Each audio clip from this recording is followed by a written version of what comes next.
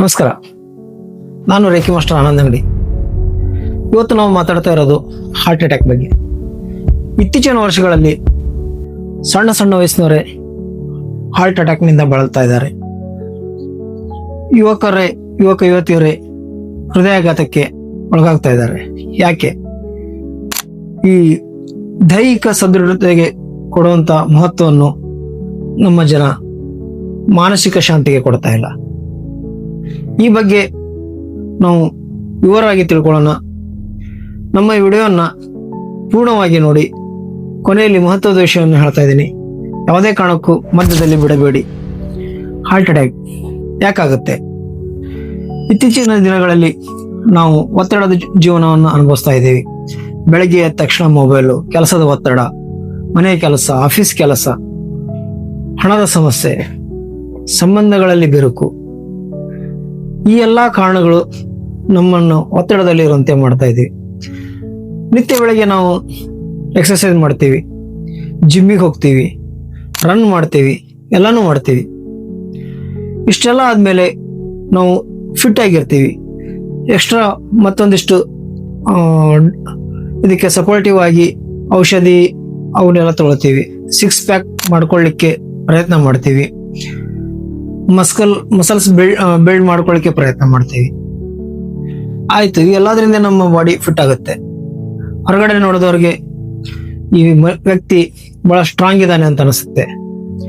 ಆದರೆ ಆ ವ್ಯಕ್ತಿಯ ಮನಸ್ಸಿನ ಒಳಗೆ ಏನ್ ನಡೀತಾ ಇದೆ ಅಂತ ಯಾರಿಗೂ ಗೊತ್ತಿರೋದಿಲ್ಲ.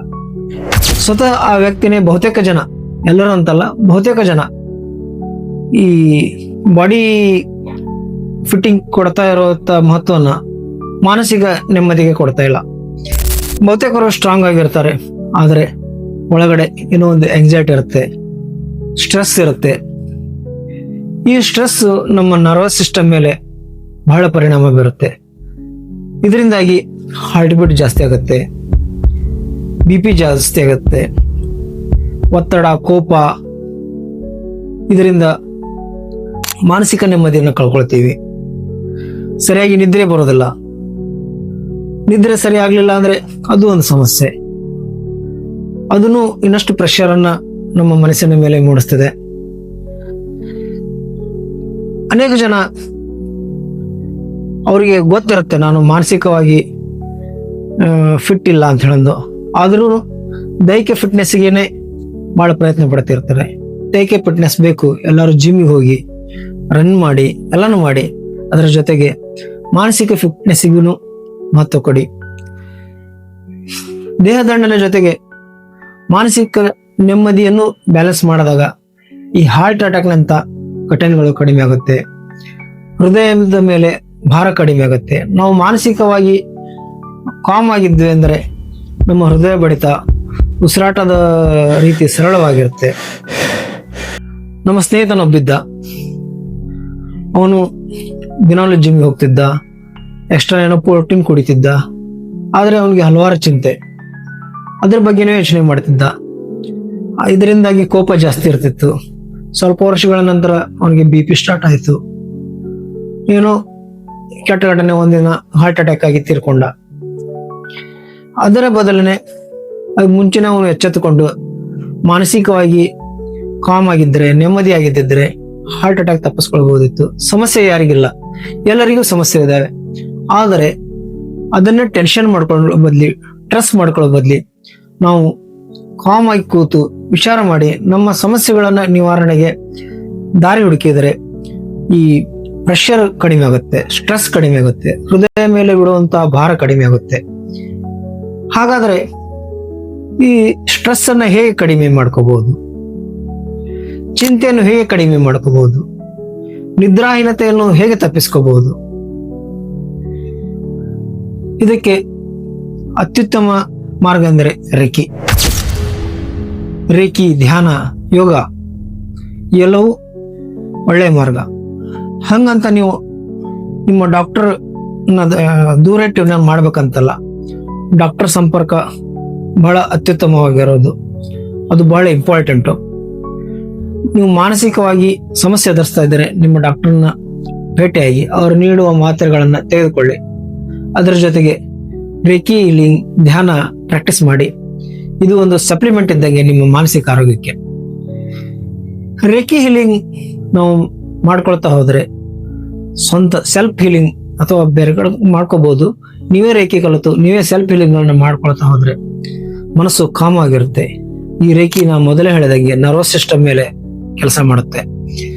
ನೀವು ಜಿಮ್ಗೆ ಹೋಗಿ ರನ್ನಿಂಗ್ ಮಾಡಿ ಎಲ್ಲಾನು ಮಾಡಿ ಅದ್ರ ಜೊತೆಗೆ ದಿನಾಲು ಒಂದು ಅರ್ಧ ಗಂಟೆ 40 ನಿಮಿಷ ನೀವು ಸೆಲ್ಫ್ ಹೀಲಿಂಗ್ ರೇಖಿ ಹೀಲಿಂಗ್ ಮಾಡ್ಕೊಂಡ್ರೆ ನಿಮ್ಮ ಮನಸ್ಸು ಶಾಂತ ಆಗಿರುತ್ತೆ. ನೀವು ಎಷ್ಟೇ ಒತ್ತಡ ಸ್ಟ್ರೆಸ್ ಏನೇ ಇರಲಿ ಅದು ನಿಮ್ಮ ಮೇಲೆ ಹೆಚ್ಚು ಪ್ರಭಾವ ಬೀಳೋದಿಲ್ಲ. ನಿಮ್ಮ ಮನಸ್ಸು ಶಾಂತವಾಗಿದ್ದಾಗ ಅವೆಲ್ಲ ನಿಮ್ಮ ಹತ್ರ ಸುಳಿಯೋದನೇ ಇಲ್ಲ. ಸಮಸ್ಯೆಗಳಿಗೆ ಏನು ದಾರಿ ಹುಡುಕಬೇಕು ಅನ್ನುವಂತ ಒಂದು ಪ್ಲಾನ್ ಅನ್ನ ನೀವು ಮಾಡಲಿಕ್ಕೆ ಸ್ಟಾರ್ಟ್. ನಮ್ಮ ದೇಹದಲ್ಲಿ 7 ಚಕ್ರಗಳಿದ್ದಾವೆ, ಮುಖ್ಯ ಚಕ್ರಗಳು. ಅದರಲ್ಲಿ ಸಹಸ್ರಾರ ಚಕ್ರ, ಆಜ್ಞಾ ಚಕ್ರ, ವಿಶುದ್ಧ ಚಕ್ರ ಹಾಗೂ ಹಾರ್ಟ್ ಚಕ್ರ. ಇವುಗಳಿಗೆ ನಾವು ನಿತ್ಯ ರೇಖಿ ಮಾಡಿಕೊಳ್ಳೋದ್ರ ಮೂಲಕ ನಮ್ಮ ಮನಸ್ಸನ್ನು ಶಾಂತ ಮಾಡ್ಕೊಳ್ಬಹುದು. ಈ ರೇಖಿಯಲ್ಲಿ ಮಾಡಿಕೊಂಡವರನ್ನ ನೀವು ಕೇಳ್ಬೋದು. ಅವ್ರು ಹೇಳ್ತಾರೆ ಮನಸ್ಸು ಶಾಂತ ಆಗಿದೆ, ರಿಲ್ಯಾಕ್ಸೇಷನ್ ಇದೆ, ನಿದ್ದೆ ಸರಿಯಾಗಿ ಬರ್ತಾ ಇದೆ, ಬೇರೆ ಬೇರೆ ಚಿಂತೆಗಳು ಕಾಡೋದು ಈಗ ದೂರ ಆಗಿದೆ ಅಂತ. ನಿತ್ಯ ನೀವು ಬೆಳಿಗ್ಗೆ ಅಥವಾ ಸಂಜೆ ಫಿಟ್ನೆಸ್ಗೆ ಟೈಮ್ ಕೊಡ್ತಾ ಇದ್ದೀರಾ. ಅದರ ಜೊತೆಗೆ ದಿನಾಲು ಒಂದು ಅರ್ಧ ತಾಸು 40 ನಿಮಿಷ ಈಗ ರೇಖಿಗೆ ಸ್ವಲ್ಪ ಮಹತ್ವ ಕೊಡಿ. ಸಹಸ್ರಾರ ಚಕ್ರ ಇಲ್ಲಿರುತ್ತೆ. ನಾವು ಇಲ್ಲಿ ನಿತ್ಯ ಒಂದು 3 ರಿಂದ 5 ನಿಮಿಷ ಹೀಗೆ ಹೀಲಿಂಗ್ ಮಾಡ್ಕೊಳ್ಳೋ ಮೂಲಕ ನಮ್ಮ ನರ್ವಸ್ ಸಿಸ್ಟಮ್ ಶಾಂತ ಆಗುತ್ತೆ. ಇದು ಈಗ ನಾವು ಸುಲಭವಾದ ಒಂದು ಪ್ರಾಕ್ಟಿಕಲ್ ಮಾಡೋಣ. ನೀವು ಶಾಂತದ ಕುಳಿತದ ಮೇಲೆ ಒಂದು ಲೈಟ್ ಇರಲಿ, ಸ್ವಲ್ಪ ಗಾಳಿ ಬರಲಿ, ಕಿಟಕಿಗಳನ್ನು ತೆಗೆಯಿರಿ ಅಥವಾ ಫ್ಯಾನ್ ಆನ್ ಮಾಡ್ರಿ. ಸ್ವಲ್ಪ ನಿಧಾನವಾಗಿ ಬ್ರೀತ್ ಮಾಡಿ, ನಿಧಾನವಾಗಿ ಎಳೆದುಕೊಳ್ಳಿ, ನಿಧಾನವಾಗಿ ಬಿಡ್ರಿ. ಹೀಗೆ 4 ಸಲ ಮಾಡಿ. ಸ್ವಲ್ಪ ಕಣ್ಣು ಮುಚ್ಕೊಳ್ಳಿ. 2 ಕೈಗಳನ್ನ ಹೀಗೆ ಇಡ್ರಿ. ಸಹಸ್ರಾರ ಚಕ್ರ, ಕಣ್ಣು ಮುಚ್ಚಿ ಹಂಗೆ ಹೀಗೆ ಪಿರಮಿಡ್ ತರ ಇಲ್ಲಿ ಕಲ್ಪಿಸಿಕೊಳ್ಳಿ. ಭೂಮಂಡಲದಿಂದ ನಿಮ್ಮ ಕೈ ಮೂಲಕ ಒಂದು ಶಕ್ತಿ ಹರಿದು ನಿಮ್ಮ ತಲೆಯೊಳಗೆ ಹೋಗ್ತಾ ಇದೆ. ಸಹಸ್ರಾರದ ಮೂಲಕ ನಿಮ್ಮ ದೇಹದಲ್ಲಿ ಹೋಗ್ತಾ ಇದೆ. ಸಹಸ್ರಾರ ಚಕ್ರದ ಮೂಲಕ ಭೂಮಂಡಲದಲ್ಲಿರುವ ಒಂದು ಶಕ್ತಿ ನಿಮ್ಮ ತಲೆಯೊಳಗೆ ಹೋಗ್ತಾ ಇದೆ. ಕಲ್ಪನೆ ಮಾಡ್ಕೊಳ್ಳಿ. ಈ ಟೈಪ್ ಒಂದು 3 ನಿಮಿಷ ಮಾಡಿ. ಅದೇ ರೀತಿ ಆಜ್ಞಾ ಚಕ್ರ 2 ಭುಜಗಳ ಮುಂದೆ ನಡುವೆ ಬ್ರಹ್ಮಾಂಡದಲ್ಲಿರುವ ಶಕ್ತಿ ನಿಮ್ಮ ಹಸ್ತಗಳ ಮೂಲಕ ಆಜ್ಞಾ ಚಕ್ರದಲ್ಲಿ ಸೇರ್ತಾ ಇದೆ. ನಿಮ್ಮ ವಿಚಾರಗಳು ದೂರ ಆಗ್ತಾ ಇವೆ.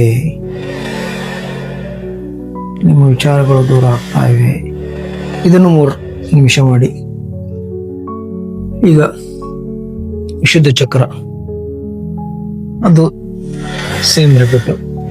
ಬ್ರಹ್ಮಾಂಡದಲ್ಲಿರುವ ರೇಖಿ ಶಕ್ತಿ ನಿಮ್ಮ ಕೈಗಳ ಮೂಲಕ ನಿಮ್ಮ ಗಂಟಲಿನೊಳಗೆ ಸೇರ್ತಾ ಇದೆ. 3 ನಿಮಿಷ ಮಾಡ್ಕೊಳ್ಳಿ. ಆಮೇಲೆ ಹಾರ್ಟ್ ಚಕ್ರದಲ್ಲಿ ರೇಖಿ ಶಕ್ತಿ ಹೋಗ್ತಾ ಇದೆ. ಬ್ರಹ್ಮಾಂಡದಲ್ಲಿರೋ ರೇಖಿ ಶಕ್ತಿ ನಿಮ್ಮ ಹಾರ್ಟ್ ಚಕ್ರದಲ್ಲಿ ಹೋಗ್ತಾ ಇದೆ. ಈ ಟೈಪ್ 3 ನಿಮಿಷ ಮಾಡಬೇಕು. ಇದು ಹಾಗೆ ಆಕ್ಚುಲಿ ಮಾಡೋದಲ್ಲ, ನೀವು ರೇಖಿ ದೀಕ್ಷೆ ತೆಗೆದುಕೊಳ್ಬೇಕು. ಅಂದಾಗ ನಿಮಗೆ ಅದು ಫೀಲ್ ಆಗುತ್ತೆ. ನಾನು ಜಸ್ಟ್ ಹೇಗೆ ಮಾಡ್ಬೇಕು ಅಂತ ಒಂದು ಎಕ್ಸಾಂಪಲ್ ಕೊಟ್ಟೆ. ಹಾರ್ಟ್ ಚಕ್ರಕ್ಕೆ ರೇಖಿ ಕೊಡೋದರಿಂದ ನಮ್ಮಲ್ಲಿ ಪ್ರೀತಿ, ಸ್ನೇಹದ ಭಾವನೆ ಹೆಚ್ಚಾಗುತ್ತೆ, ದ್ವೇಷ ಕಡಿಮೆ ಆಗುತ್ತೆ. ಇದರಿಂದ ಎಷ್ಟೋ ಚಿಂತೆಗಳು ಕಡಿಮೆ ಆಗುತ್ತೆ. ವಿಶುದ್ಧ ಚಕ್ರಕ್ಕೆ ರೇಖಿ ಮಾಡೋದರಿಂದ ನಮ್ಮ ಮಾತುಗಳು ಸರಿಯಾಗುತ್ತೆ. ಕೆಲವೊಂದ್ಸಲ ಸಿಟ್ಟಿನಲ್ಲಿ ಏನೇನೋ ಮಾತಾಡ್ತಿರ್ತೀವಿ, ನಾವು ಮಾತನಾಡಬಾರದು ಅನ್ನೋದನ್ನು ನಾವು ಮಾತನಾಡಿ ಬಿಡ್ತೀವಿ. ಅಂತ ಮಾತುಗಳು ಬರೋದಿಲ್ಲ. ಏನೇ ಮಾತಾಡ್ಬೇಕಂದ್ರೆ ಯೋಚನೆ ಮಾಡಿ ಮಾತನಾಡುವಂತ ಶಕ್ತಿ ವಿಶುದ್ಧ ಚಕ್ರಕ್ಕೆ ರೇಖಿ ಹೀಲಿಂಗ್ ಕೊಡೋದ್ರಿಂದ ಬರುತ್ತೆ. ಆಜ್ಞಾ ಚಕ್ರಕ್ಕೆ ಹೀಲಿಂಗ್ ಕೊಡುವ ಮೂಲಕ ನಮ್ಮ ವಿಚಾರಗಳು ದೂರ ಆಗ್ತವೆ, ಕೆಟ್ಟ ವಿಚಾರಗಳು ದೂರ ಆಗ್ತವೆ, ಒಳ್ಳೆ ವಿಚಾರಗಳು ಬರ್ತವೆ, ನೆಗೆಟಿವ್ ಥಾಟ್ಸ್ ದೂರ ಆಗುತ್ತೆ, ಯಾವಾಗಲೂ ಪಾಸಿಟಿವ್ ಥಾಟ್ಸ್ ಇರುತ್ತೆ. ಸಹಸ್ರಾರ ಚಕ್ರಕ್ಕೆ ಹೀಲ್ ಮಾಡೋದ್ರಿಂದ ನರಗಳು ಶಾಂತ ಆಗ್ತವೆ, ಸ್ಟ್ರೆಸ್ ಕಡಿಮೆ ಆಗುತ್ತೆ, ಒತ್ತಡ ಕಡಿಮೆ ಆಗುತ್ತೆ, ಕೋಪ ಕಡಿಮೆ ಆಗುತ್ತೆ. ಇದರಿಂದಾಗಿ ನಾವು ನೆಮ್ಮದಿಯಾಗಿ ನಿದ್ದೆ ಮಾಡಬಹುದು. ಈ 4 ಚಕ್ರಗಳಿಗೆ ಹೀಲ್ ಮಾಡುವ ಮೂಲಕ ಮನಸ್ಸನ್ನು ಶಾಂತವಾಗಿ ಇಟ್ಕೋಬಹುದು. ರಕ್ತದ ಒತ್ತಡ ಸರಿಯಾಗಿರುತ್ತೆ, ಹೃದಯ ಬಡಿತ ನಾರ್ಮಲ್ ಆಗಿರುತ್ತೆ. ಮತ್ತೆ ಇನ್ನೇಕೆ ತಡ, ನೀವು ಜಿಮ್ಗೆ ಹೋಗಿ ರನ್ ಮಾಡಿ, ವ್ಯಾಯಾಮ ಮಾಡಿ, ಎಲ್ಲಾನು ಮಾಡಿ, ಅದರ ಜೊತೆಗೆ ಮಾನಸಿಕ ಶಕ್ತಿಯನ್ನು ಪಡೆದುಕೊಳ್ಳಿ. ಆ ಮೂಲಕ ನಿಮ್ಮ ಮನಸ್ಸನ್ನು ಶಾಂತವಾಗಿ ಇಟ್ಕೊಳ್ಳಿ, ಕೋಪವನ್ನು ದೂರ ಓಡಿಸಿ, ಸ್ಟ್ರೆಸ್ ನಿಮ್ಮ ಹತ್ರ ಸುಳಿದಂಗೆ ಮಾಡಿ. ನೀವು ಈ ಹೀಲಿಂಗ್ ಡಿಸ್ಟೆನ್ಸ್ ಹೀಲಿಂಗ್ ಅನ್ನು ಸಹ ತಗೊಳ್ಬಹುದು. ನೀವು ನಮ್ಮ ಸಂಪರ್ಕಿಸಿದರೆ ಸಾಕು. ನೀವು ಎಲ್ಲೇ ಇದ್ರೂ ನೀವು ಒಂದು ಫೋಟೋ ಕಳಿಸಿದರೆ ಇಲ್ಲೇ ಕುಂತನೇ ಡಿಸ್ಟೆನ್ಸ್ ಹೀಲಿಂಗ್ ಮಾಡಬಹುದು. ಅಥವಾ ನೀವು ಹುಬ್ಳಿ ಧಾರವಾಡ ಸಮೀಪ ಇದ್ರೆ ಅಥವಾ ಬೇರೆ ಎಲ್ಲಾದರೂ ಇದ್ರೂ ಆನ್ಲೈನ್ ಮೂಲಕ ತರಬೇತಿ ತೆಗೆದುಕೊಳ್ಬಹುದು. ರೇಖಿ ತರಬೇತಿಗೆ ಬಹಳ ಸಮಯ ಏನು ಬೇಕಾಗಿಲ್ಲ. 1-1.5 ತಾಸಿನಲ್ಲಿ ಬೇಸಿಕ್ ತರಬೇತಿ ಮುಗಿತದೆ. ಜೊತೆಗೆ ಅದರ ದೀಕ್ಷೆನೂ ಇರ್ತದೆ. ನಿತ್ಯ 26 ಪಾಯಿಂಟ್ಗಳಿಗೆ ಹೀಲಿಂಗ್ ಮಾಡ್ಕೊಳ್ತಾ ಹೋದ್ರೆ 7 ಚಕ್ರಗಳ ಜೊತೆಗೆ 26 ಪಾಯಿಂಟ್ಗಳನ್ನ ನಿತ್ಯ ನಾವು 3 ನಿಮಿಷ ಹೀಲಿಂಗ್ ಮಾಡ್ಕೊಳ್ಬೇಕು. ಆ ಮೂಲಕ ನೀವು ನಿಮ್ಮ ಮನಸ್ಸನ್ನು ಶಾಂತವಾಗಿ ಇಟ್ಕೋಬಹುದು. ವೈದ್ಯರ ಸಲಹೆ ಜೊತೆಗೆ ರೇಖಿ ಹೀಲಿಂಗ್ನು ಮಾಡಿಕೊಳ್ಳುವ ಮೂಲಕ ಈ ಹಾರ್ಟ್ ಅಟ್ಯಾಕ್ ನಂತ ಈ ಭಯಾನಕ ಏಕಾಏಕಿ ಅಟ್ಯಾಕ್ ಆಗುವುದನ್ನ ತಪ್ಪಿಸಿಕೊಳ್ಳಬಹುದು. ನೀವು ಅಷ್ಟೇ ಅಲ್ಲದೆ ನಿಮ್ಮ ಕುಟುಂಬವನ್ನು ನೀವು ಕಾಪಾಡಿಕೊಳ್ಳಬಹುದು. ಇನ್ನೇಕೆ ತಡ, ಸಂಪರ್ಕಿಸಿ.